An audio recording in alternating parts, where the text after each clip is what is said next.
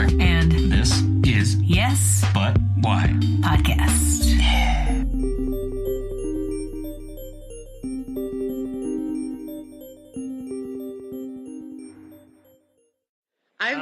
I've started to watch that NBC show Making It, with Amy Poehler and Nick Offerman. Is any good? So adorable. It is adorable. You know what's funny? Amy Poehler's the most annoying thing about it. And I feel like that's kind of expected, but at the same time, you'd think it'd be some annoying crafters. But no, the crafters are adorable, nice humans. There's nothing. Yeah. But the one thing I'll say, because I watch a couple, not a lot, but a couple competition reality shows, there really isn't much in the way of big personalities. There's nobody who's like, I can't believe Lorraine is winning. She's a bitch. Yeah. There's none of that, Isn't it just like crap? Yeah, well, it's like Yeah. I mean, it's like make a lamp out of natural materials. That seems like a hobby that is, a hobby that is really only populated by very reasonable people that don't really feel like, having emotional gripes and stuff. I feel like, if you're crafting, then you got a grip on your own emotional state. I think, all the time. I don't know. I mean, I feel like the urge to do a lot of things with your hands and make tiny, crazy things is a little off. Oh yeah, well that might be the Maybe. It is keeping the demons down is the crafting. Yeah. I was going to say, from what I've heard of it, it sounds like the closest that the United States has gotten to replicating the Great British Baking Show, which is essentially my life. It's the best reality show that there's ever been, and so I definitely will check it out if it has similar tone. Yeah, I mean, it's pleasant and everyone likes each other, so it's like that. Is it super low stakes? I'm on board. Kind of like Well, interestingly, I mean, yes, it is low stakes because they never discuss the prize money, but in the intro, and part of me wonders if the people in the show actually know anything about the money, because they don't say it ever in the room with all of them. They only say it in their intro, in their pre-recorded. It's just Nick and Amy doing it in front of a, room full of blocks or whatever, and they do their thing, but it's $100,000. That's a lot of crafts. Yeah, that's so much balsa wood. I know, right? That's like a metric ton of felt. That's just so much. Too much felt. Yeah, and what is it really furthering though? Your crafting? What if they find out you spent that money on your children? I don't think that when you win a prize, they can't dictate what you spend the money on unless it's like a grant. Well, that's why a lot of the times it'll be a trip somewhere, the price is right. A whole bunch of shit thrown together in a showcase at the end. Well, sure, but Price is Right is legitimately just handing you the free shit they got from the sponsors. But normally with these themed things like cooking shows and stuff where it's competitions, it's always to further your cooking career or, your modeling career or your but career. A lot of these people on Making It have YouTube channels or their own websites or shows, little web series that they do. One of the guys, when he got kicked off, I thought it was a shame. But I was like, he's got a YouTube channel. It doesn't matter. He's fine. He just got 1 million new viewers and he's just going to keep doing what he's doing and it's going to be all right.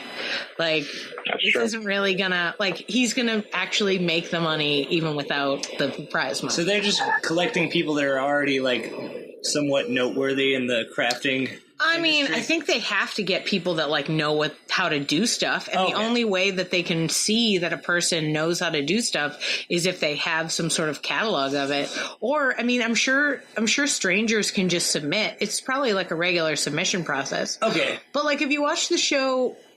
Roger, have you watched the show Nailed It? Yes, I've seen some episodes. So that has a money prize, but it's specifically for people who don't know what they're doing. And I've been watching stuff like that, and that's kind of why I was in that mindset where it's but they're bad at it, right? No. Yeah.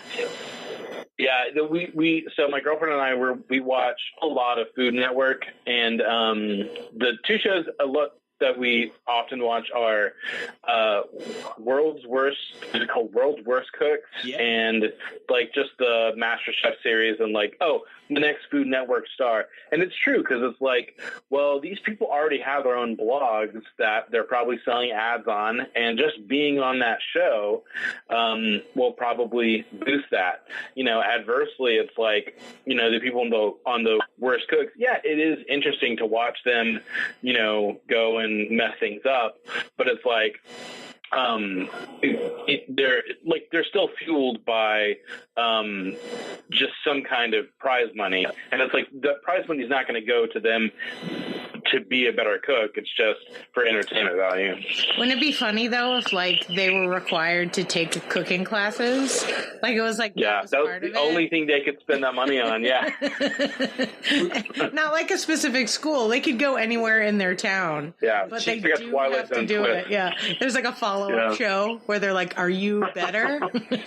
So Roger, do you like watching these cooking shows like because you like to cook yourself also? Or are you like into or crafting either? I was gonna say, or it's like, or if it's a fantasy. No, it's like I do like to cook. My apartment right now has the smallest kitchen in the world, and I'm just in a position where I don't get to cook that much. But it's something that it's largely ideation. But someday, you know what I mean? Like I hope to be in a position where I can cook and, you know, experiment with that, because it's extremely fascinating.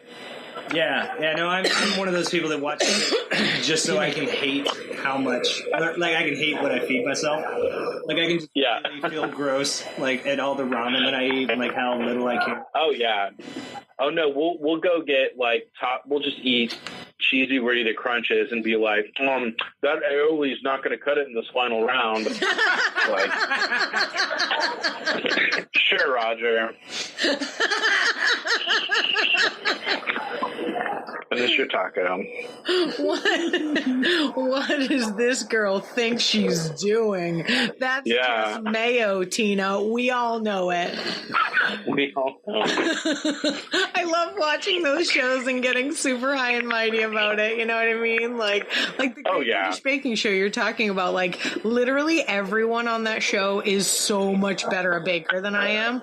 Like they're like, oh yeah, I've made one of these things. I haven't heard of 90% of the things that they make on that show, and they'll be like, I've made 7 or 8 in my life. Oh, you know, just for friends. And you're like, what is your life? What happens to you? And I remember like watching it in the beginning, and it just seemed like here's a collection of all of the best bakers in Britain, and it's like almost like they're showing off more than anything. It didn't like I was like, where is the contest really? It just seems like everybody's loving everything about everybody's food. Like that's just the show, though. Yeah, it was just like, oh my god, you're wonderful. No, you're wonderful. No, you are wonderful. Everything here is wonderful. At the end of the day, one of you wonderful bakers has to go. Like, I haven't had a talk like that since I escaped the Titanic. You know what it is? Very like a woman.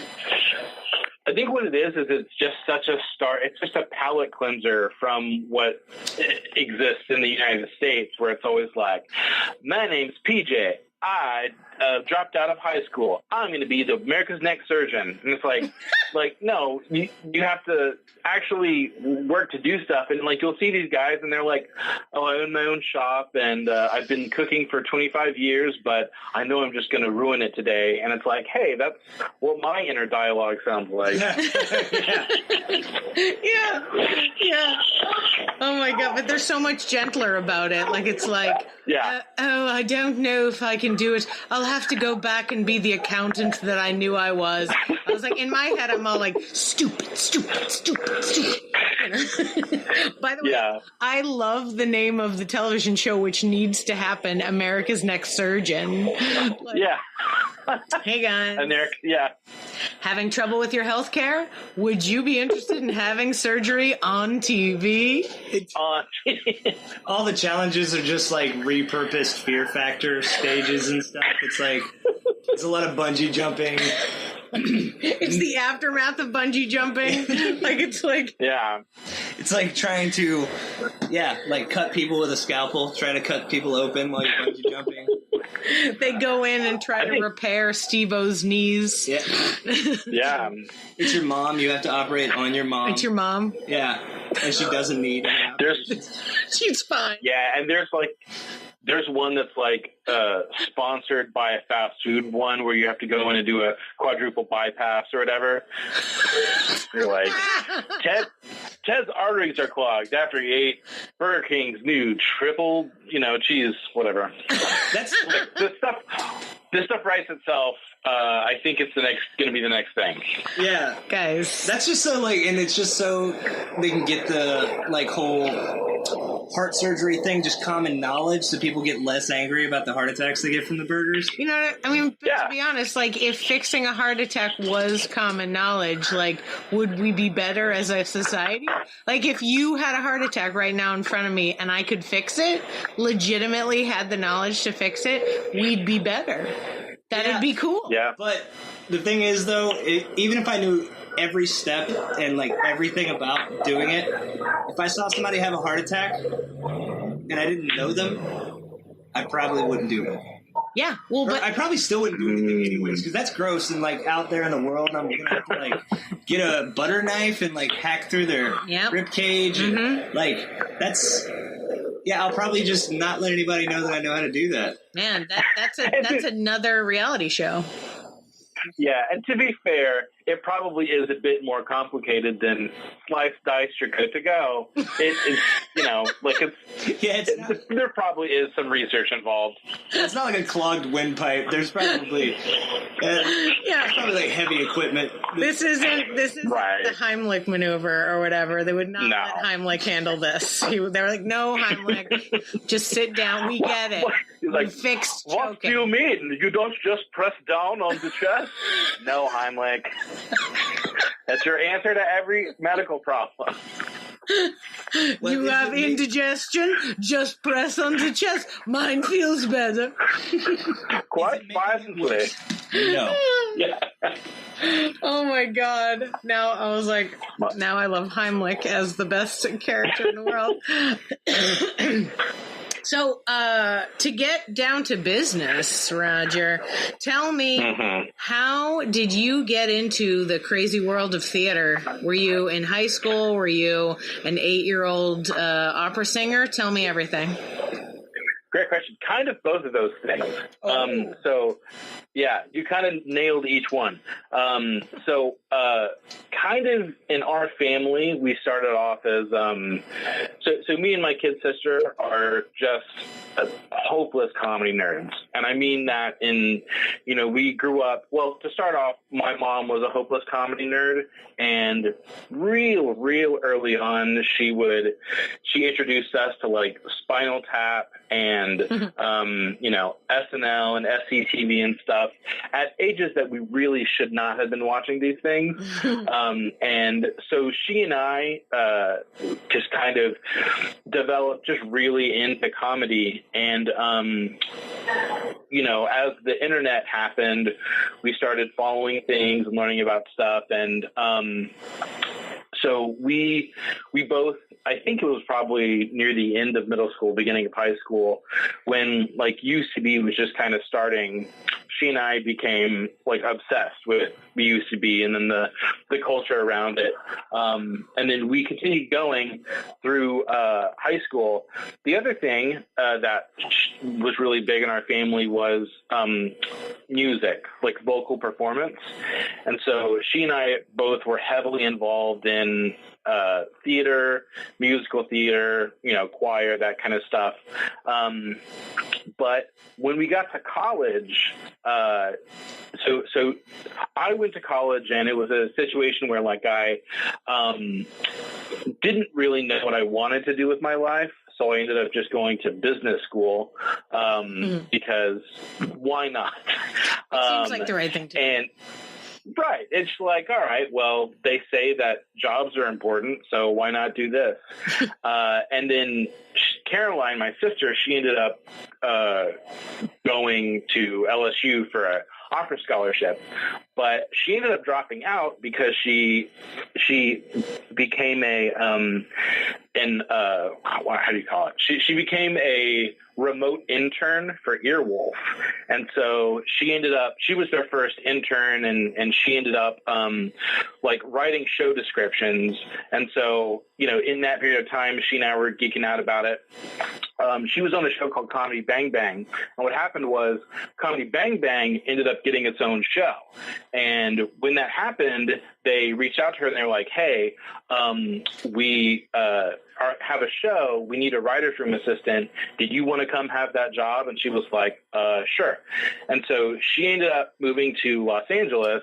She dropped out of college, much to my father's chagrin. We tried to explain to him that it was the right thing for her to do, but he didn't really get it. And then she ended up moving to Los Angeles to work there. And I kind of started my own path doing improv.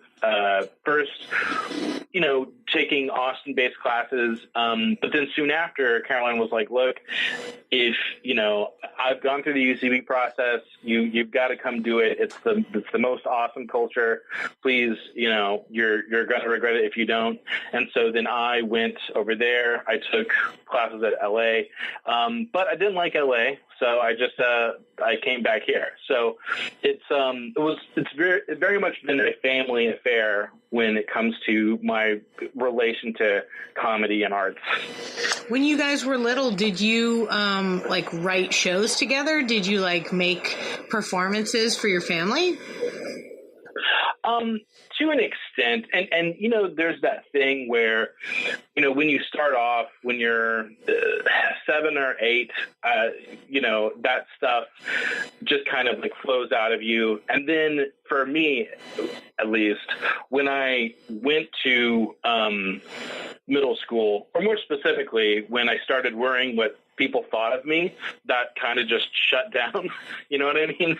Where I think the school system, for me at least, kind of, it wasn't so much a discouraged creativity, but I was at a point where it's well, I want to make sure that the things that I'm saying and the people that I'm trying to make laugh are important people, and that, I'll have friends and girls will like me and all that stuff.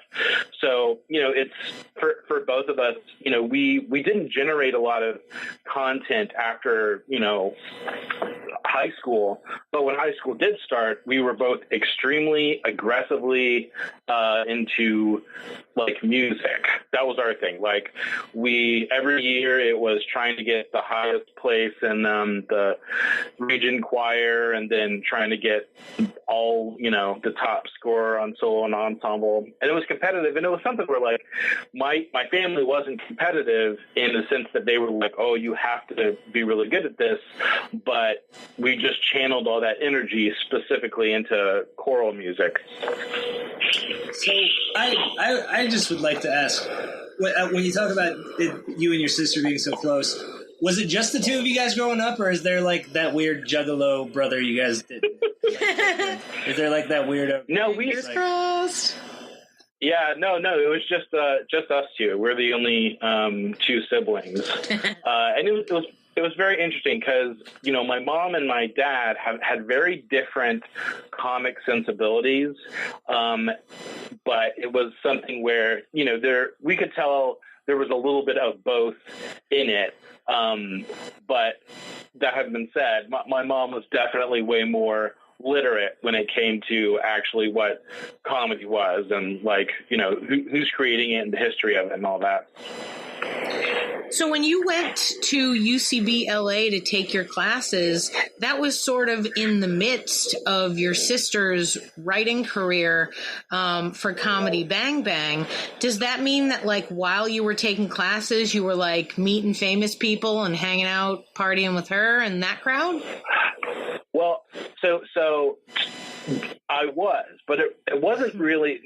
Also, that's a huge exaggeration to say that I was doing famous people. But the thing was, the cool she was comedy focused people. on. I get it. For sure, yeah.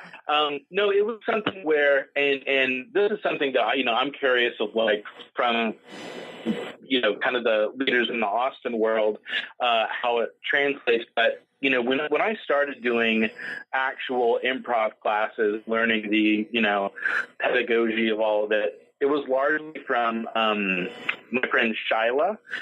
She was the person that essentially taught every initial improv class that I took.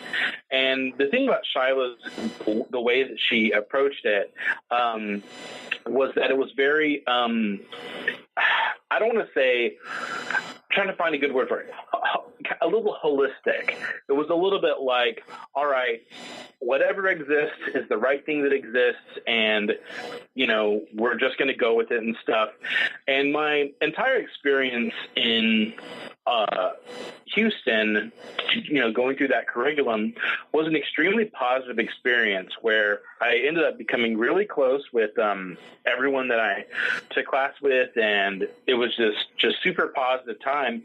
And I was genuinely really nervous when I decided to move to Los Angeles, because I was like, well, I'm afraid that I'm not going to find the same, community there as I did here. But it, truthfully, it was very comparable. So when I moved to Los Angeles, I started taking classes immediately, and I could tell in a lot of ways it was very different, but there was always that core group of people who, you would, Monday would be Herald night, and you would go and power through 6 shows of Herald and then hang out afterwards and just analyze the Herald, and not everyone would be in that group. There's just that core group of people. And, that's the same group that would show up at bit shows where, Rob Hubel would come up and do some, bit. And it's like, hey, why isn't this place packed with people wanting to see this celebrity do the stuff? And, really it's just a matter of, do you have that same nerd sickness? Do you have the same sensibilities as people? So I did get a lot of chances to actually meet people I saw on television and stuff, but it just, because I happened to be there at the real fringy things, Yeah. So what was UCB LA like? You had these good experiences, but you ultimately decided not to stay. Did you make it all the way through their program? And did you do shows there? What of the short time you were there, what was the experience for you? Yeah, so it was a situation where in Houston, I was in my level 1 intro improv class, had the same group of people that my level 5 graduation class did. While in Los Angeles, I was never in the same class with the same person. I went through their core curriculum of 4 levels, and they were completely new people every time. And above that, they had a advanced curriculum or an advanced study program that I didn't end up going through. And that's kind of, you go through advanced study, and then you generally start auditioning for Herald teams, and then you start doing trying to get involved in other ways. And for me, it was a deal where, I had spent over a year going through the system, and I loved the UCB culture. I loved everything about it. And I was genuinely wanting to be on Herald teams and stuff, but I just didn't like the city of Los Angeles, or specifically, I didn't like living in the city of Hollywood, because of all of the annoying things, there was just, the cost of living was so high, and it was just so hard to get around. And it was something where, I was kind of faced with this situation where I'm like, what do I really want to do in life? And what I really wanted to do was to organize and help, make the Houston scene bigger, and I could not do that in Hollywood. So it was very much a situation where, I belonged in Houston, but I very much would have liked to go through and keep moving forward, and in the kind of the UCB culture. So you shook Caroline's hand. You said Los Angeles is yours now, and you went back home to Houston to develop the community. Did you really, at the time in Los Angeles, think like the thing that's most important to me is to make Houston a better improv town? Yes. And hashtag. So the other thing is, so my job before I left was I worked for a company doing essentially online like tech support. And then when I moved there, I kept that same job. And it was a great opportunity to be able to just do my job remotely. That having been said, it was a pretty introductory salary, and it was like, you know, I had gotten to a point where I was like, well, if I want to stay here, I'm going to really need to transition away from this and find an actual job in Hollywood. And the thing is, that's definitely a decision where it's like, all right, my life is completely changing. You know, the trajectory of my life is completely changing. The other thing is, when I lived there, so before I moved to Los Angeles, I had met this person, you know, through mutual friends who said, oh yeah, we've got a room for you. You can come, and you'll move in June. And, it looks good. And it was on my price range. That was so cool. I bought my tickets. And then about a month prior, they said, oh, heads up. We gave the room to one of our friends, so you don't have a room anymore. And I was like, well, okay. I kind of just changed my whole life thinking that I would have someplace to stay. And I ended up living with a group of random people on Craigslist, and it was exactly how you thought it would be. Now, you know, the people were super nice in their own ways, but it was a situation. It was a situation where, like, you know, I had only lived with maybe one roommate, and in this situation, I was living with 5 different roommates in a tiny room sharing one bathroom. And, you know, it was like, you know, maybe I can find a better job here in Hollywood and transition to something a little bit better, but this is just kind of the way that people live in Hollywood until you start making serious money in the industry. So yeah, it was definitely a situation where I knew, I was like, I love Houston. I've, you know, lived here my whole life. I love the people here. And it was something where I actively thought about. I left really loving all my friends and the stuff the progress we've made so far. And it was something that, you know, was always kind of in the back of my mind. So when you came back to Houston, or like when your mission was to go back and sort of build this culture, like what was the improv scene like in Houston at that time? Like, very small. So kind of what happened, have you guys, I'm assuming that you're, you know, Shyla, Amy? Yep. Okay. I can never tell because it's something where I don't know how tight all the people in Austin are or who Austin people know and so on and so forth. Shyla taught me level 1, actually. Okay, yeah. Great. So essentially what it was that Shyla had moved originally, and when I first started scoping out the scene, there were a number of different, I would say, troupe-size groups trying to get the scene going. There was a group called Rogue Improv and a group called Massive Improv. And, there would only be like 6 or 7 people. And when Shiloh moved here, she essentially kind of reached out to people and she was like, hey, we can probably grow this. I'm from a theater in Austin, and you can kind of be a part of this theater. We can, essentially have connections in these different cities.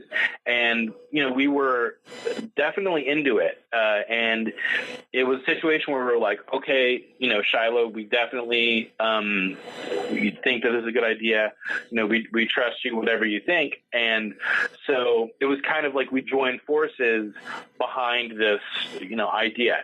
Now, that having been said, it was still, maybe only about 20 to 30 people in the general improv community. It was barely enough to have a show or anything like that.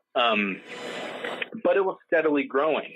And so, when I left, we were probably around, 40 people in the general community. And when I moved back, I would say we were at like 100 people in Houston that like doing improv and like seeing shows and doing stuff and telling people.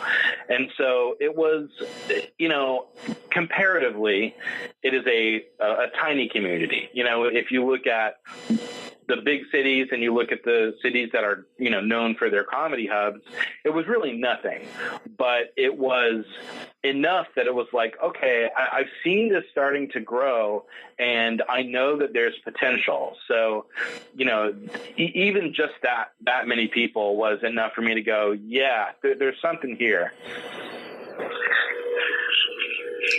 That's, that honestly kind of surprises me because, like, Houston's so large, I would have felt like there would have been, like, just in a probabilities sort of way, like a club for everybody because it's so large. And so, like, I would assume that there's a parallel improv club to the station just on the other corner of Houston.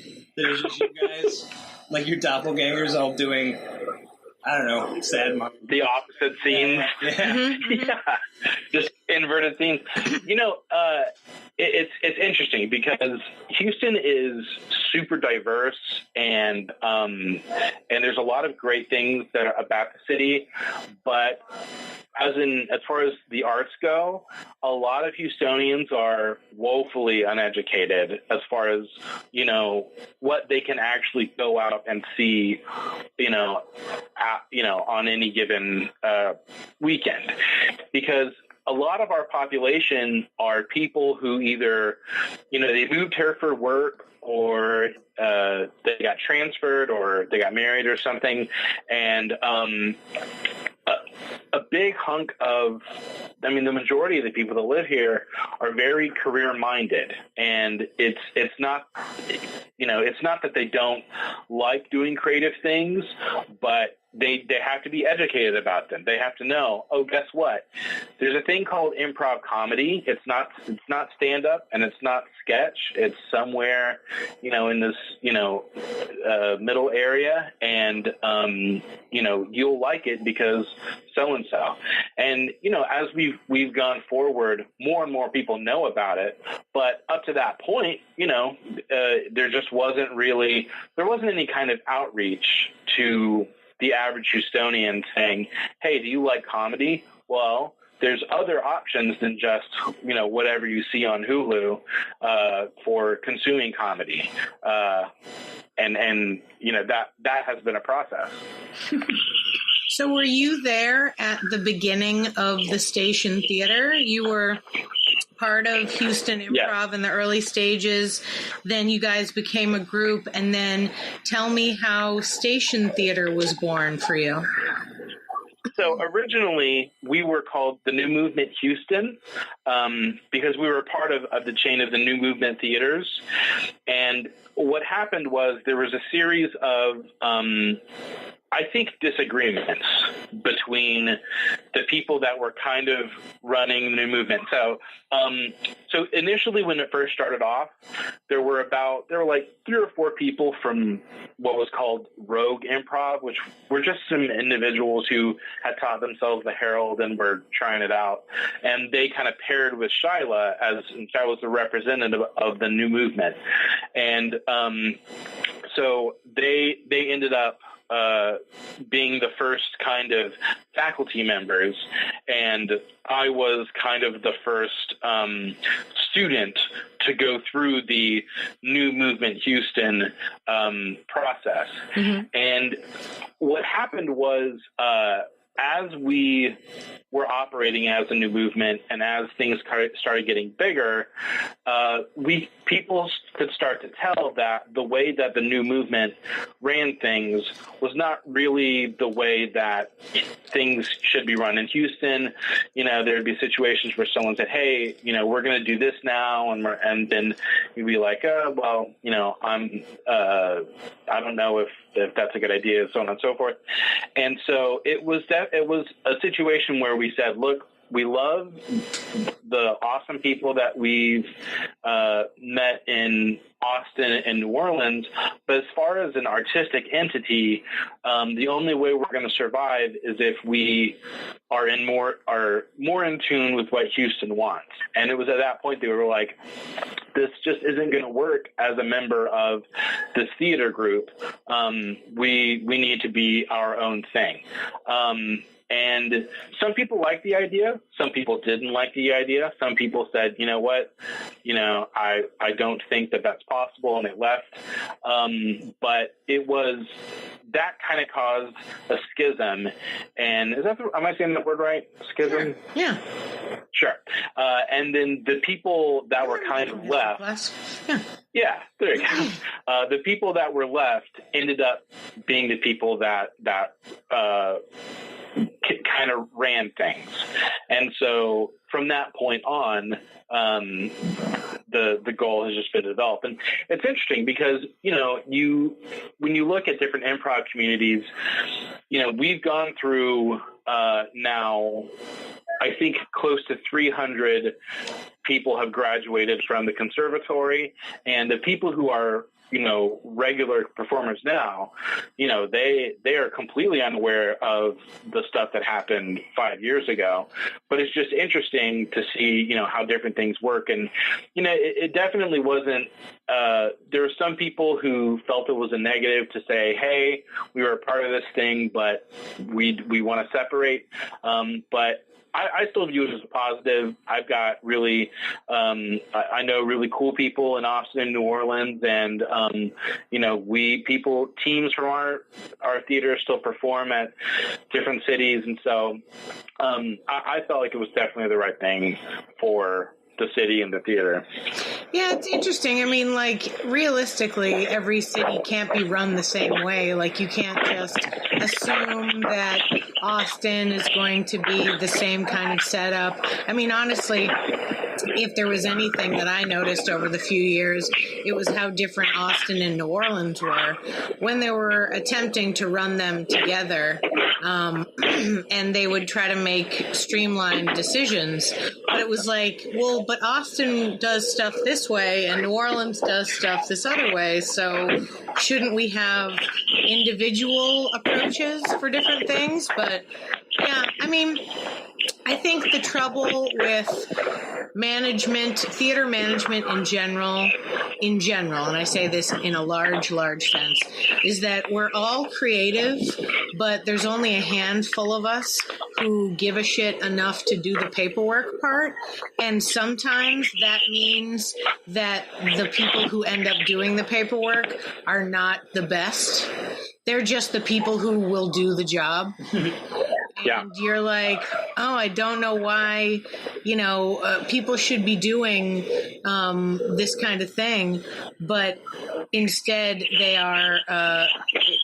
It just doesn't work out sometimes that the people who run things are actually the people who should be running things. Let's say.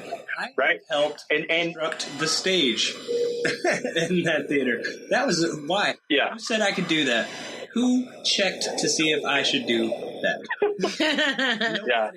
Nobody ever asked if I'd ever picked up a hammer. And then all of a sudden, I'm in charge of building a portion of the thing everybody stomps around on and falls down on. Right. It's yeah. It's yeah. I was going to say, it very much, there were a lot of times in the early days that it kind of felt like the Muppet Show, where it was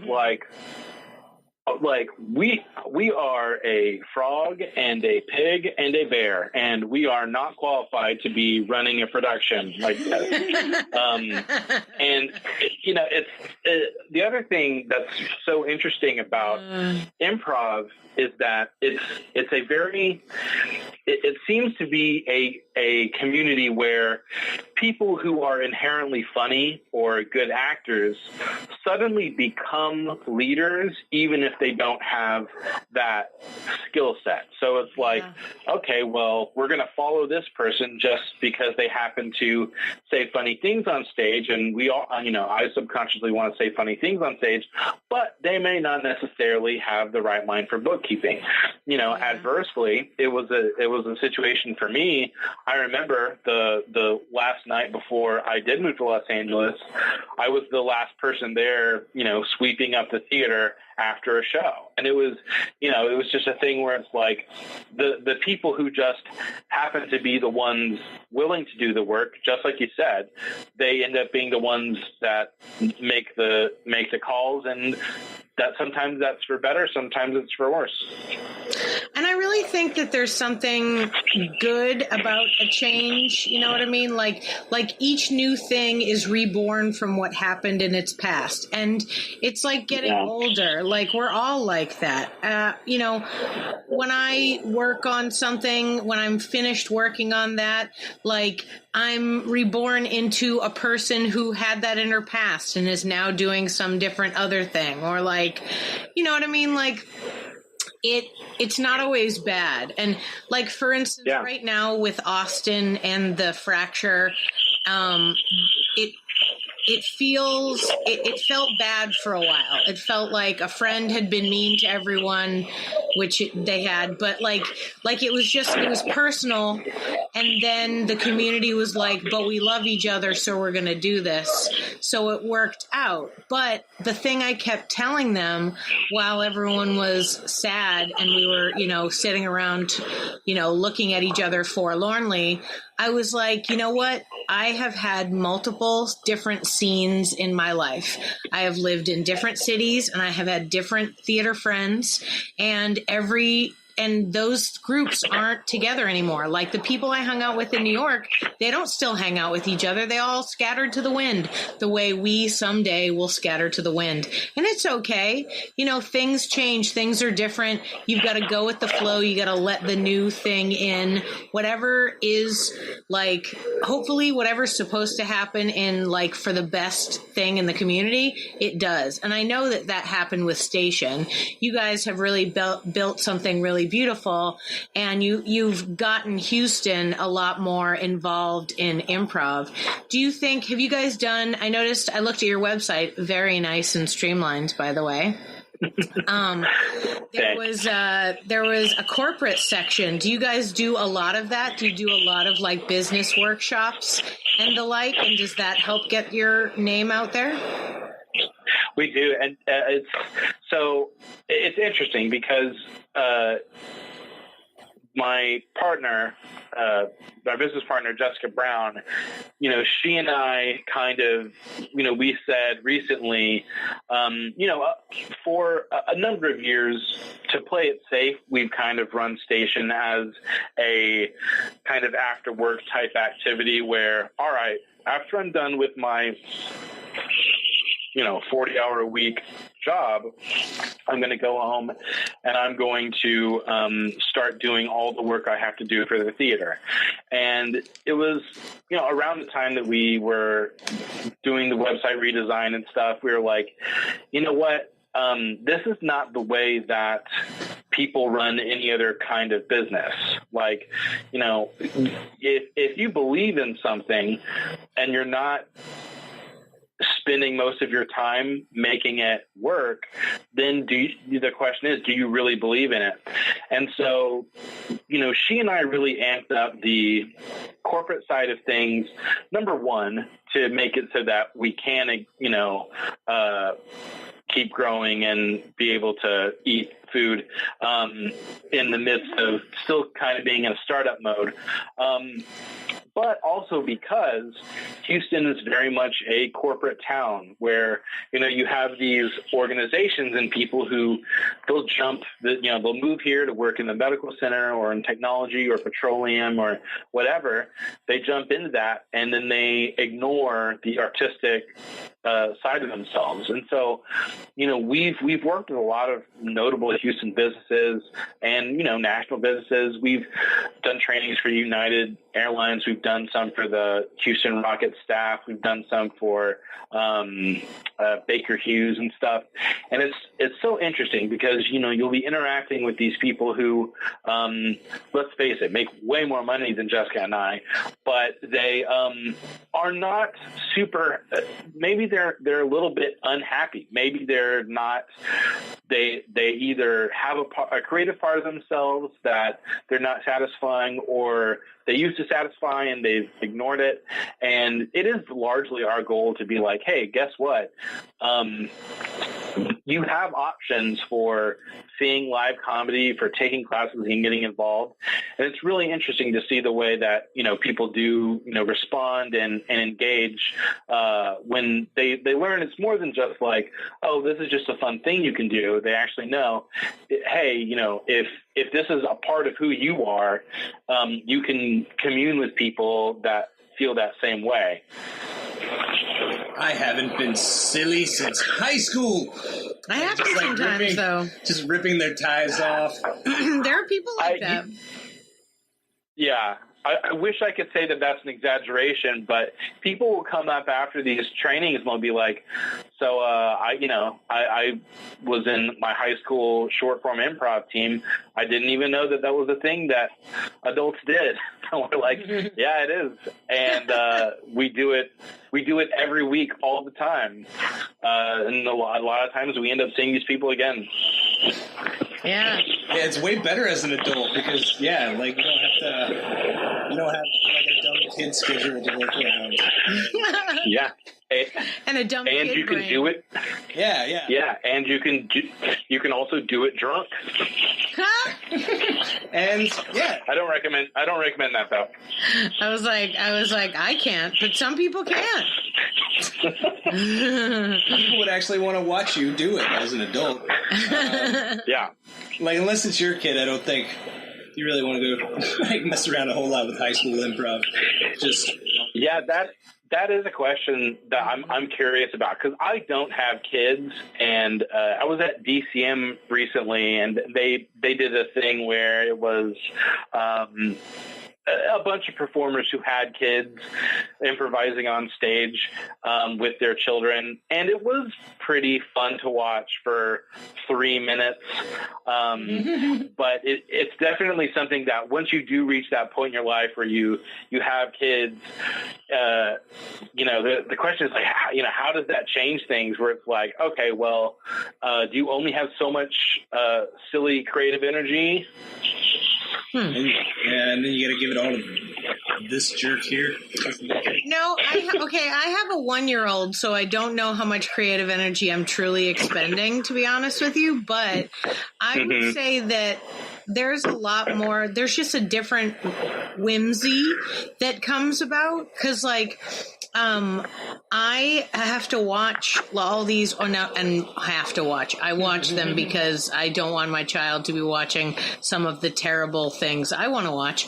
So, we watch things like Sesame Street and, little kids shows that teach you how to tell stories or teach you math and stuff.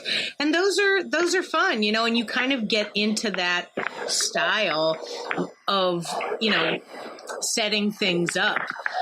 Plus, you like your kids when you have them. So I think that's why people like improvising with their kids, because they think for sure they think their kids are funny, and they think they're going to be. But it's like anybody. It's like you think your kids are funny is the exact same thing as walking into your level 1 improv class and being like, I'm the funniest guy in the office, so clearly I'm going to kill this class. And you're like, okay, cool. Oh yeah, I would even go as far as when there'd be situations where I'd go to a theater, maybe that's kind of isolated, and something would happen, and I don't personally think it's funny, but the people around me explode in laughter, and it's like, oh, they're all friends, they all know each other. They are laughing not specifically at this scene, they're laughing at their friend. And I mean, I don't think anyone's immune to that.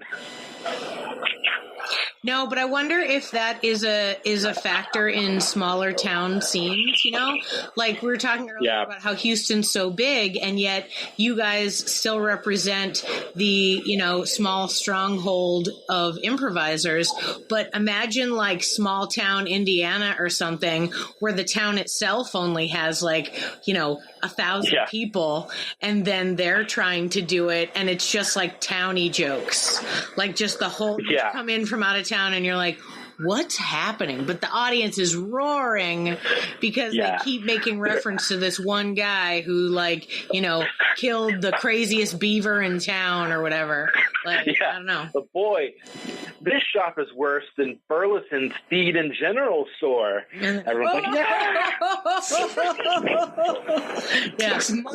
big them nuts. I'm sorry. I'm now my brain is just filled with a bunch of small town dad jokes for that's just all of small town improv. It's just a bunch of puns and oh God. I'm sorry, small town improv. I believe in you. I'm sure you're wonderful. So when you were talking about when you were in LA and you were with different people every time, do you mean in a shuffling way? Did they do that to sort of keep it? Oh, I mean in an orgy way. Let make no mistake. Oh, we're talking LA. That's what happens in Hollywood, right? The place of lost. That is what. No, it was very interesting. So, like I said, I was in Shiloh's classes, and there were 6 of us, and we all just loved improv, and we would hang out after class and outside of class.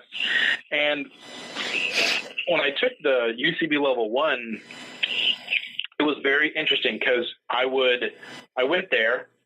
Instead of 6 people in class, there were 20 people in the class, and they were all better looking than me. And I was like, okay, well, I guess one of these people will be my friend. And we would start to do scenes, and you could quickly tell that there was a percentage of people that merely were there just to get improv at UCB on their resume, so that the next time they go in for the Sprint commercial, they could get it. I would say there was probably about 60% that were like, yes, this is just what I need, and I'm gone after this. Then there was another percentage of people that maybe they were like, they did like comedy, but they more just viewed comedy as their way to get to the success that they thought they deserved, if that makes sense. They just thought, okay, well, I'm funny and I want to be famous, and so that's me. I'm a comedian. And then there was a little sliver of people who were genuinely into the actual art form of improv, who liked collaborating and stuff. And it was very interesting because, they would go every week. they would say, all right, so did anyone see any shows this week? Because with the student ID, you get into certain shows for free. And, you could tell because they'd check roll and say, did you see any shows this week? No. See any shows this week? No. And there would be 3 or 4 of us who saw 4 shows every week. And it got to a point where the teacher would be like, okay, Roger, we know you've seen the shows. I'm just not going to ask you anymore because we were just so addicted to it. We just loved it. And those were the people that, we'd go and we'd marathon Herald shows. We'd go to midnight bit shows that, it ended at 2 a.m. We'd go to indie shows across the city because we heard that A.D. Bryant was in town and that she might be playing with her old improv team or so on and so forth. And it was definitely a side of it that did not feel glitzy. It just felt like, hey, we're real nerds about this. Let's go nerd out because we can see some of the, best people in the world. So it was very different, but I was still able to capture that same feel. Couldn't just do the first thing you said? Couldn't you just write UCB on your resume anyways? Is there like a strong paper trail? Do you actually have to do it if that's all you care about? I mean, I would venture to say, especially in my level 1 class, I think 4 people failed to show up after the second class anyway. I'm sure even more people are just writing it there.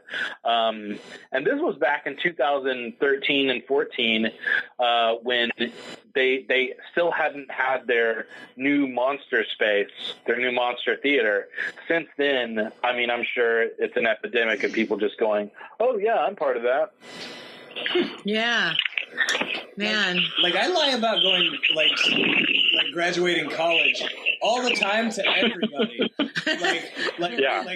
Like my jobs, like everything. Like I just say it and everybody goes, cool, me too. That's what we all do. Let's move forward. You're like, so you look like someone who probably graduated college. Yeah. You talk well enough, and here we are. So, I don't know why. It's pretty easy just to say you did it because like the due diligence of going through the like directory to like of alumni. Is that a thing in UCB? Like people that actually signed up for the program? Is there a directory? No, but there was a while back. They had a thing where, so because they are actually an accredited university, they have to have a formal. Wait, I don't know if it's an accredited program. They have to formally take grades. And I think it was a year or 2 ago, they said, okay, you have to make these grades public because of this law. And then all of a sudden, everyone was able to log in and see what their grades in improv school was. It was really funny. I had all A's, but that's besides the point. All grades public? Did everybody? Is that? No. Like you can just go in and see your grades. Oh, okay. But no, I mean, it definitely right. Yeah. Mm-hmm. Yeah, and there really isn't any kind of so. Like I said, so there was a show that I loved. It was called We Wish You a Silly Spoofmas. And it was 2 of my favorite teams who a lot of them are in current shows right now. And they would intentionally try to come up with the stupidest Christmas Carol parodies that they could come up with and do it for an hour and a half at midnight in the holiday season. And, these were people that you would probably see in ASCAT. You'd see them on different nights. But on that night, on Wednesday at midnight, they were going to do the stupidest bit they could think of. And, I would sit there in Franklin and I'd see there'd only be like 20 people in the audience, and I'd maybe recognize a couple of them. So, it's like maybe there's some kind of people know each other, but really it's just such a big scene. There's more little mini microcosms within it that you kind of can be a part of. So you saw that, and then you were like, this is the exact opposite of what Houston is. Like, this is where I need to get Houston. To an extent, but it was largely more just that, I don't know what direction Houston's going to go in, or, just what Texas is going to go in, but it's kind of like you're gambling, and it's kind of like you keep putting your money on red and you keep winning, and it keeps growing and getting bigger. And so you start to go like, hey, you know what? I'm still winning. Like we're still growing and cool things are still happening. I don't have any reason to not keep putting my money on red and keep moving forward. So you and Jessica are currently running the Station Theater? Yes, we have an LLC that technically purchased Station from Shiloh. Oh, okay. I was going to ask if you guys were ever a nonprofit. I thought at one point you were. So real early on, we had talked about it, and, we had looked at what the process of being a nonprofit would look like. And, it was the thing about being a nonprofit is that you have to have stakeholders and you have to have a board and stuff. And it was a situation where, number one, we were in the midst of trying to teach classes and organize things. And the idea of becoming a 501c3 was just like, oh, well, this seems like we couldn't even, there's so much work. And then alternatively, it was a matter of the fact that things were so small and moving so quickly that if somebody wanted to look at the books, we could just take them to the computer and show them the books.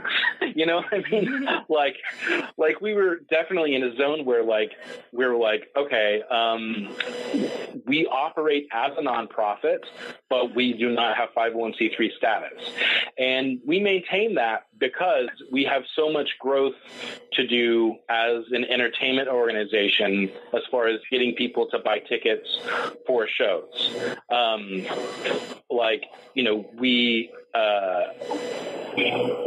So as a conservatory, it's definitely a situation where we're trying to give opportunities to students to learn and really service the community. But as a theater, what we're trying to do is entertain Houstonians, and that isn't always. I mean, I don't know how it is in Austin, but that might not always be time to have your level 1 class show on, Friday at 8:30. And so we had to go, okay, you know what do we need to do to actually run this in a way that we can make a profit and grow? And, she and I still didn't really draw a salary from it. We get paid for classes, but we said, it just doesn't make sense for us to be a 501c3 at this point. Now, that having been said, there are a lot of other options as far as becoming a nonprofit that we've looked into, and we just had a meeting this week of some interesting ways to make that transition. So it definitely is something that can happen in the future. Yeah, I have a lot of friends that work with nonprofits. I have a friend who's a lawyer in New York City, and I just happen to chat with her a lot about those kinds of things. It's her job. So when I call her just to catch up, that it's so her life that we just end up talking about, certain kinds of stuff. And I just wondered, I always thought maybe you guys were. Houston's a different kind of place when it comes to entertainment, just not only because it's such a huge place, but because there's just so many different kinds of people to entertain. The thing about Austin is if you skew liberal, you're pretty fine. Yeah. Like you're going to catch 98% of the audience, right? I don't think you can be liberal, honestly. No, I don't think you could skew too liberal. I think you can, literally swing for the liberal fences. Oh, 100%. I would, that should be a show. That should be like, how far can you go? Yeah. How deep of a terrible satirical thing can you do? It's so funny. It's out there for you guys. Yeah. The second one.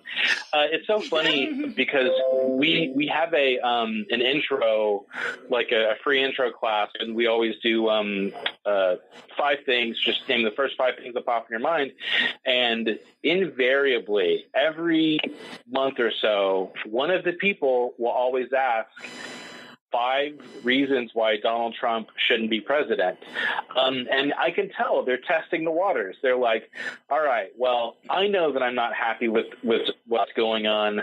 I've noticed that in this area, there's not a lot of people that support him, but I want to make sure that this is the kind of thing that I can be a part of. And, it definitely... Yeah, it definitely is a zone where the majority of Houstonians aren't happy with it, and we here at Station, any given show, if the issue comes up, the majority of people aren't afraid to let you know that they're not happy with it either. So it's like we don't want to say, hey, if you support the president, don't come to a show, but you can come, but you might not like what you see. I'd assume improv, like any improv show or any improv artist, probably not going to be huge into Trump. Okay, a couple of months ago, I don't know this story. I'm telling you guys like a second-hand, third-hand story, but I'm going to tell it to you anyway. So there was a kid who was a Trump supporter who was like a door intern at the theater and in Austin, and he liked to wear his "Making America Great Again" hat, right? So he's wearing this hat, and it was pretty wild because people would have a weird reaction when they came in, but everybody that worked in the front was like, you got to let people be who they are. If you're going to be fine with the girl with like 27 piercings and purple hair, you got to be okay with this guy who's wearing a MAGA hat. Like, it's fine. He's a good guy. He was taking classes. Like, he was fine in class. Like, it didn't come up, I guess, in class. He just was the intern, and then he wore the hat, and people were like, whoa. So at the end of the night, he went to leave, right? At the end of the night, they're locking up. The interns are leaving. They're the last ones out. And he's walking down the street wearing his MAGA hat. Bro gets beat the fuck up. I was going to say, somebody throw a beer bottle at him. He got beat up like bad. Like he had black eyes and shit. And then the next time he was working at the front, he was wearing the hat with the black eyes. And it was like, there was, I feel like there was a message that went out that was all like, guys, please try to help our friends. Even if you don't agree with somebody, it doesn't mean they should get beat up. Help your friends, walk them to their cars, make sure they're not doing it. It was just like, wow. I was so committed to a hat. It's a hat. I am so actively uncomfortable every time I have a hat on. Like, I wear a hat because it's like hot out and I'm going to be in the sun all day. But I'm still very aware of the hat. Like, it's an active thing that I have to do to ignore the hat. Who gives a shit about any piece of wardrobe so much? Well, I mean, people who do theater, people who are doing improv or doing comedy are generally trying to push buttons, whatever their buttons happen to be. And it just turns out that the city we live in, both of us actually, happen to be ones where the majority is liberal. So you kind of push buttons in that point of view. And we're also kind of in a time where you don't want to push too hard because it can get you in some serious trouble, right? But this guy was like, fuck that. I don't want to. I believe something different. I'm allowed to say what I want to say. So, and why not? Let the kid believe whatever he wants to believe. He wasn't like, I want to stab a guy. He was just like, hey, whatever. No. And then he gets beat up. I don't know. It does kind of remind me of the situation I had in class where, so one of the things I like to tell the class early on is we give them the, hey, you have the right to leave a scene if you feel uncomfortable. You have the right to do, to let somebody know if you're like, hey, you know what, I'm not cool with this, or if I do have some kind of trigger warning or anything. But what I also tell people is that class is essentially a comedy laboratory, and we're forcing you to communicate in a way that you're not used to. And I say, you may say something or do something that you're like, oh, you know what, I didn't mean for that to come out like that. And we're not going to judge you, but we're absolutely going to talk about it. And at one point in one of my level ones, I had a kind of older person, and he came in and we were talking about the concept of if this, then what. And so we were just doing a play-by-play of the scene, and I said, all right, guys, so what I want you to do is to raise your hand when you see the first weird thing that happened. And they established a base reality. They established who they were to each other and where they were. And I was like, all right, guys, so be on the lookout for that first weird thing. And then what he said was, it was a scene between him and the characters were spouses. And he said, all right, well, honey, I want to let you know that I feel like I'm a woman in a man's body. And so we were like, okay. And then like a couple of people raised their hands. A couple of people looked to me like, well, wait, aren't you going to stop this? And a couple of people just looked oblivious. And it was a situation where we had to stop and go, all right, let's talk this through, because, this person may not have meant offense. He may have come from a different zone, but, he needs to know, we all need to kind of look at this in terms of, how it's affecting other people.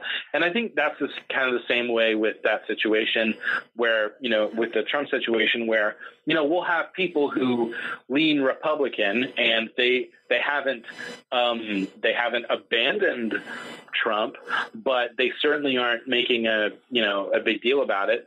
But then if somebody did come in and they said, you know what, I support the president because blank, we're 100% going to talk about it, in a civil way, but we're not going to let it go, Yeah, I just feel like it's such a bright red hat to have to wear at night, and also you gotta think anybody in I don't know on the streets or whatever who's mad at Trump and wants to take it out on an actual pro-Trump advocate. They're shit out of luck in this city. They finally find one guy brave enough to mark himself like Rudolph the Red-Nosed Reindeer, and they just lose their minds. They go, bye. Yeah, and then he just picks the hat up, after the beating, and he dusts it off, and he's crying, and he's just, I don't know, he just puts it back on. Well, the proudest. I will say that you make a good point. It is at night, and it's a very reflective hat. It bounces light off really well. So, if you're looking for colors, he was asking for it, guys. So what you're saying is he was wearing the kind of outfit that begged for him to get a beating. No. What are we saying here, people? No, out of spite to wear the hat. And I don't know, it's I wouldn't go surfing again if a shark split me in half, it bit both of my legs off. But let's be honest, it would be really impressive if you did. I don't know how I would have ended up on a surfboard in this scenario anyways, but in the first part you have legs. Yeah. In the second part you don't have legs. Yeah. Well, it's a different thing. Okay, I could lose a toe to a shark and I'd one be toe surfing. What kind of shark is that? It's like a non-committed shark. The ones you get the little aquarium that cleans the algae off the side. That's technically a shark, I think. That's in the shark. Yeah, it's not going to attack you. It's a catfish. Yeah. Speaking of sharks, I went to the. There's a restaurant in Houston. Oh God, it's called Aquarium, and it's got the. There's a little train thing that goes through to a Shark Tank, and they you drive this little train in, and then they shut both ends, and then they turn the lights on, and they're like, "You're inside a Shark Tank," and the sharks are all swimming all around you, and they tell you all about them. But it's frightening because you're in a Shark Tank. I've never been to an aquarium. Yeah. What? Really? I've heard good things about aquarium, even though it's kind of a trendy restaurant, but at the same time, it genuinely sounds like a good time. Yeah, it's like Red Lobster with an amusement park attached and an aquarium museum. Because so there's a museum part, right, where you can go walk through and look at fish or whatever, and then there's there's a Ferris wheel, and there's a merry-go-round. It's very childlike situations here, but and then there's the train that goes through the Shark Tank, right? We brought my son on his first birthday, and that's where my husband and I got engaged. So now we're going to go there all the time. It's fun. See, I really thought it was going to be like a place where there's a beautiful aquarium inside, and you pick what the fish you want to eat. No, it's all these tropical endangered. It looks like Finding Nemo, the opening, when he's going to school. And there's all these little baby fish, and then you can just be those that are smiling. No, it's still the same frozen Cisco fish you get in every restaurant. That's cool. Across America. I don't know that I want to be surrounded by living fish while I'm just inhaling. Yeah. Really? I don't know. It's a little bit excessive.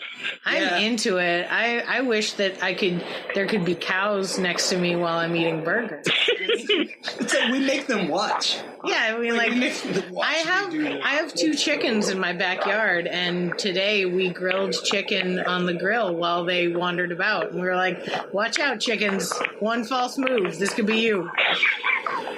You gotta keep your animals on your toes. Is all I'm saying. Who am I kidding? I do. Could be you. Yeah. But I do realize I was lying. I have been to the aquarium, but it was to do a singing Valentine. It was not to eat. That's a story you're telling us, and I'm interested in that. Tell that story. So like I said, in high school, we were really into music. I kind of broke off and started getting really into the competitive world of barbershop quartet singing. This was a hobby that my dad had, and he was kind of well known in the area. And so I just kind of fell into it. But we started a quartet in high school and ended up keeping it going through college and competing in collegiate national tournaments and stuff. But it's definitely another real nerdy part of my life that it's if you want to pick the 2 things that make you super appealing as a man, the go-to things are improv comedy and barbershop quartet singing. So you're saying there was a robust barbershop quartet community in Houston before there was any kind of improv? Oh yeah. So I'm a part of a society called the Barbershop Harmony Society. Before that, it was called the Society for the Preservation and Encouragement of Barbershop Quartet Singing in America, and it is a long-time national organization that has contests and workshops and stuff. And there's a couple of choruses and quartets in Houston that have existed for many years. That's some of the best shit I've ever heard in my life. Me too. I'm so glad to learn that information. I am so excited that that's a thing. Yeah, like the Masons, you guys. Like the Masons. Like the melodic Masons. That's amazing. The oldest time, Skull and Bones, and then the Barbershop Harmony Society. Those are the 2 oldest institutions in America today. Tell us about your singing Valentine. Oh, So there's two ways to make money in the barbershop quartet.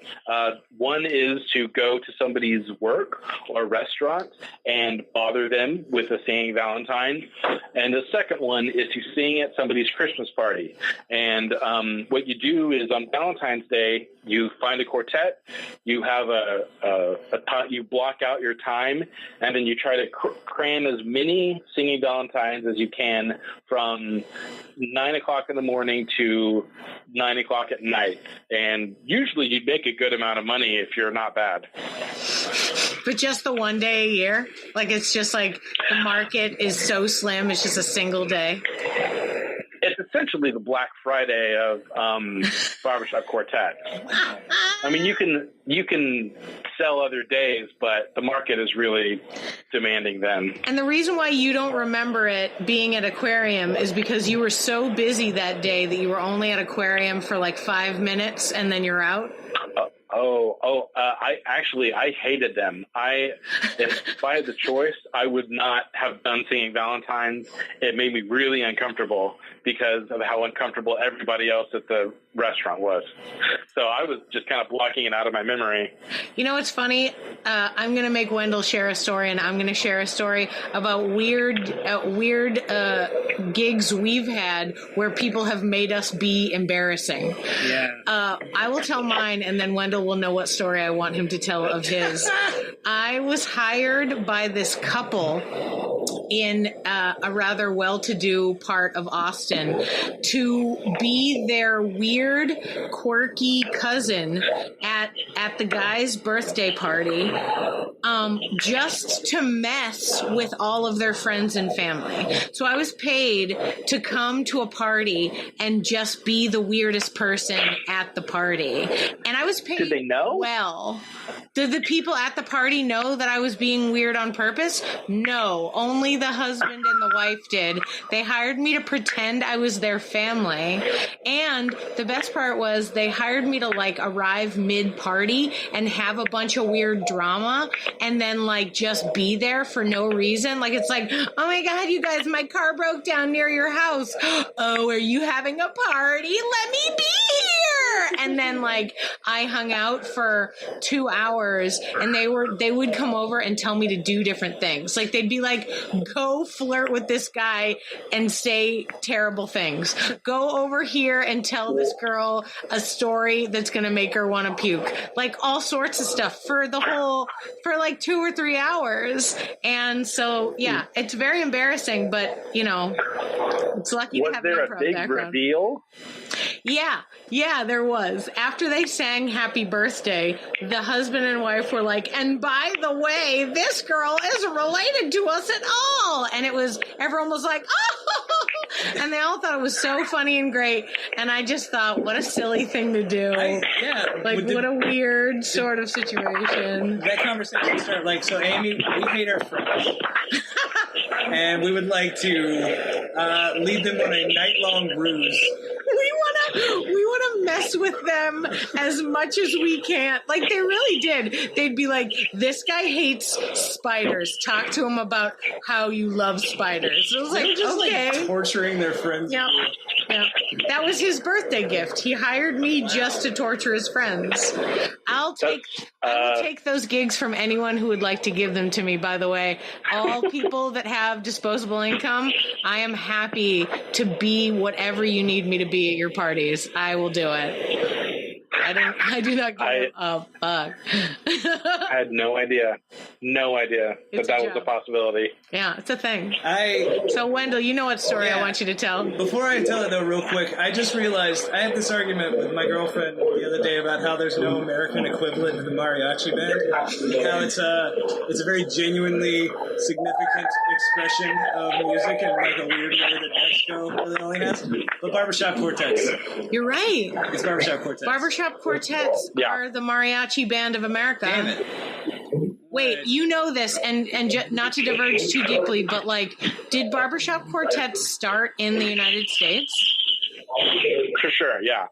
You know, so jazz true is Americana. So jazz is like the quintessential American art form, and barbershop was happening around the same time as jazz. And so they kind of guys trying to stay relevant. Yeah, I get it. Yeah. That is such I love it. It's just something beautiful to hold on to. Barbershop quartets. Just such beautiful, safe, very pleasing music that is just structured well in a fun way. But anyways, I wish there was a movie like that a cappella movie. What the hell is that movie? Pitch Perfect? I wish there was a barbershop quartet movie that was like Pitch Perfect. People who are writing movies out there, write it. It would be so awesome. How much would you love it to be Pitch Perfect? Oh, but then it'd be just another movie with a bunch of dudes. Wait, a few more years. Wait, are there no female barbershop quartets? I don't know the answer to that question. Roger? I do. So when it started off, there were three organizations. There were two organizations. There was a group called the Barbershop Harmony Society, and there was a group called the Sweet Adelines, which was a sister organization purely for women. Then a couple years later, another organization that was just for women started called Harmony Incorporated. So there were actually two organizations for women and one for men. And then just a month or two ago, the Barbershop Harmony Society officially allowed women to compete in contests. And right now, nobody knows what that means for the contests. We're all just kind of seeing what's going to happen. Oh. Wow. All right. Because it's definitely... Yeah, it's definitely going to affect the way that music is written, because men and women have different ranges. And previously, if you had a tenor that had a crazy high range, that was a really good thing. But now the question is, well, are all of the tenors just going to be women now? And if that's the case, how is it going to change the judging system? And it's a big, scary world we live in. I agree, and that's the weirdest example of it. That's one of the weirdest examples of how big and scary it is. I bet you there are plenty of musical directors out there who can figure out how to adjust music for any group that wants to be together, right? I mean, I do summer camps for kids, and we're creating, we're using Broadway music and making the kids sing it. And so we had to put a bunch of little girls in these men's parts, and there were these deep men characters from Rent and shit, and these little girls are singing it, and they're like, yeah, and it's just you just find a way, I feel like art is art. So, you figure out a new way. It'll be like punk rock barbershop quartet. If we want to get into the TMI zone of this conversation, not because it's scandalous, but because it's boring. In choral music, you have TTBB, that's tenor, bass, bass, and then you have SATB, that's soprano, alto, tenor, bass, and then you have soprano, alto, alto, SSAA. And so in barbershop music, it's actually written TTBB, tenor, bass, bass, but in traditional choral music, the melody is given to the top part. So that first tenor, they have the melody. What barbershop singing is that the melody is actually given to the second tenor, so that there's a harmony part above the second tenor. And that inversion creates a more stacked chord that is more kind of flowy and fun to listen to. And the deal is, for most, TTBB arrangements, you can translate it to SSAA and vice versa. You just have to pitch it up or down a couple of keys. And so, there are currently there's probably 6 or 7 really hot, I'd say hot, really some barbershop music arrangers. And so I'm sure that they have that, there's going to be some cool new ways to adjust it and stuff. So, I mean, we'll just see what happens, but it's definitely something where I definitely haven't been singing as much since I started doing improv, for better or for worse.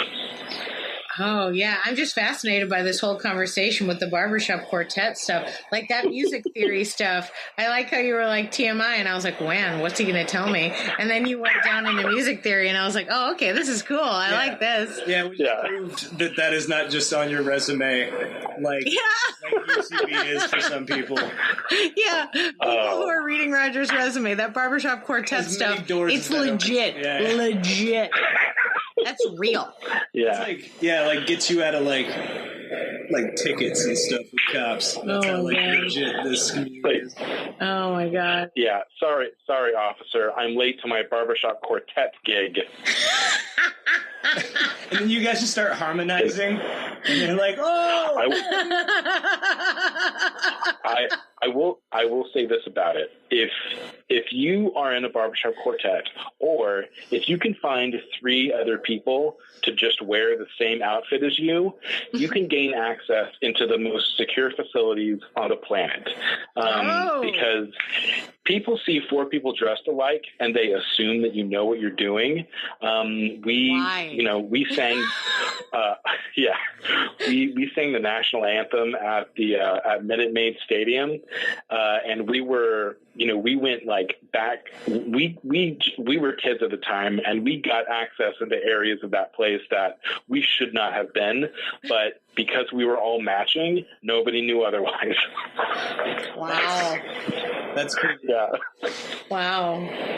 I like to try that. I like all the time now. That's possibly the genesis of the entire organization. It was like, hey, you guys, we all wear stripes and just walk into the Pentagon. The Pentagon always hiring barbershop quartets for some singing Valentines. We got a new popcorn vendor. It's just a brand new. The Pentagon has their own barbershop quartet. No, I'm sure. They have a section. Yeah, I'm sure it's the worst. People. Yeah, let's say it's the worst Ocean's movie you can think of.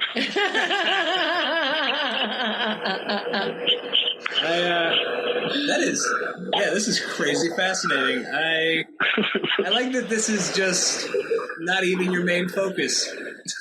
like improv is your main focus, but then there's this whole secret organization of there. Yeah. And it's so interesting. Here's the last fact I'll give you about this. But so last year, or a couple of years ago, in the international contest, the quartets from Sweden began to dominate the top 10, and basically for 3 years in a row, the number one. FYI, there's a show going on. That's not anyone screaming in my house. Cool, it's fine. I get it. You're murdering people. We don't judge. It's fine. Yeah. Seems fine. Yeah. But for those 3 years, it was a Swedish quartet that was winning. And then a year after that, it came back, and then it was Americans again. But essentially, we have a medal system where every year you're awarded a gold, silver, or bronze medal for being the best barbershop quartet in the nation. And it's something where, you can either, you have a lot of guys who will sing when they're younger, and then they'll raise families, and then they're like, you know what? I never got a medal. I'm going to go for it. And they spend loads of time and money trying to get back in the circuit, and so that they can just get a medal. And these guys go hard. And I just like doing it. It was a fun thing. But who knows? Maybe someday I'll be like, you know what? I'm screw everything else. I'm going back and getting a gold medal in barbershop quartet singing. Dude, that's so similar to the plot of The Wrestler. The movie. I would love Darren Aronofsky to just make a really dark return to barbershop quartet after years of heroin addiction or something.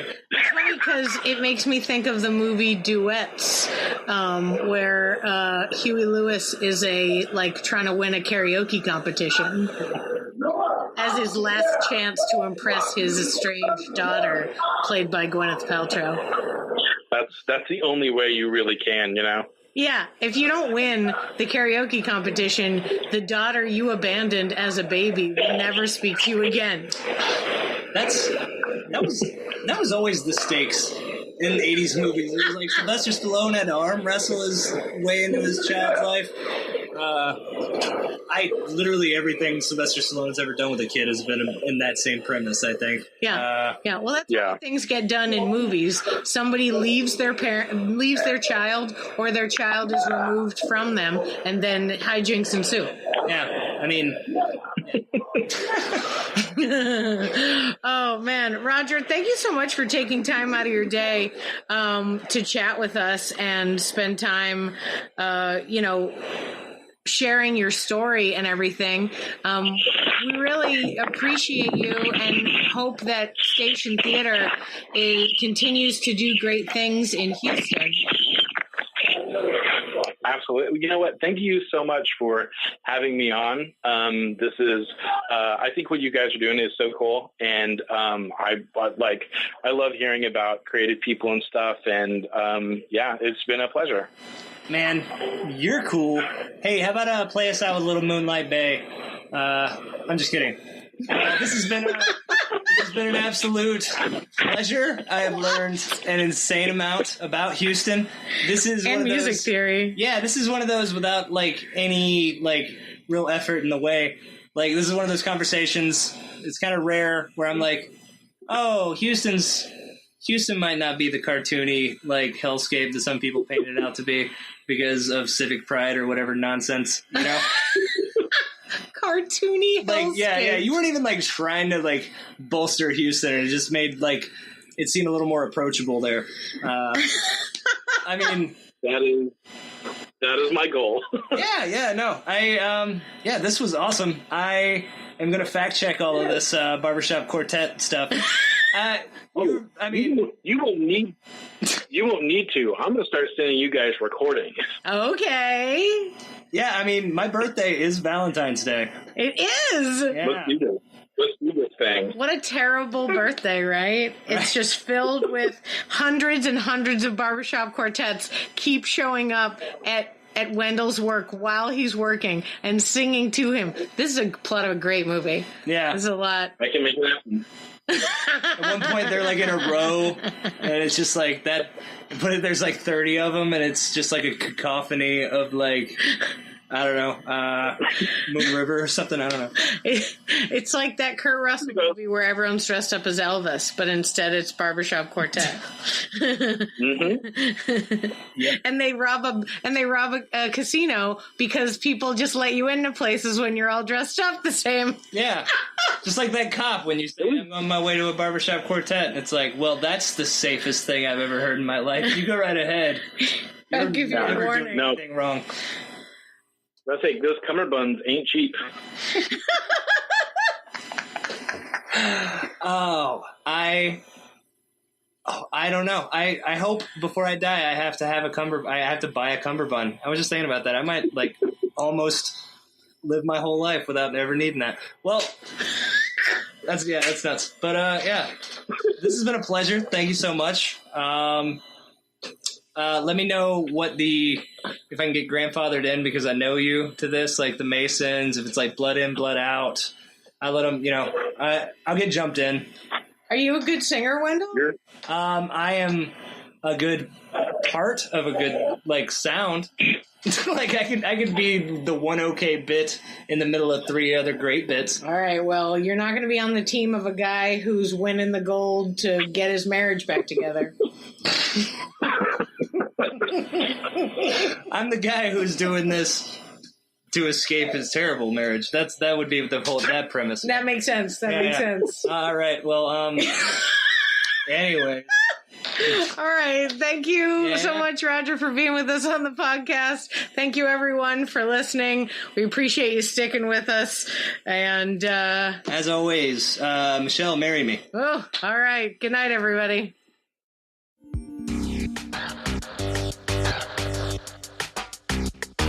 Thanks for listening to Yes But Why podcast.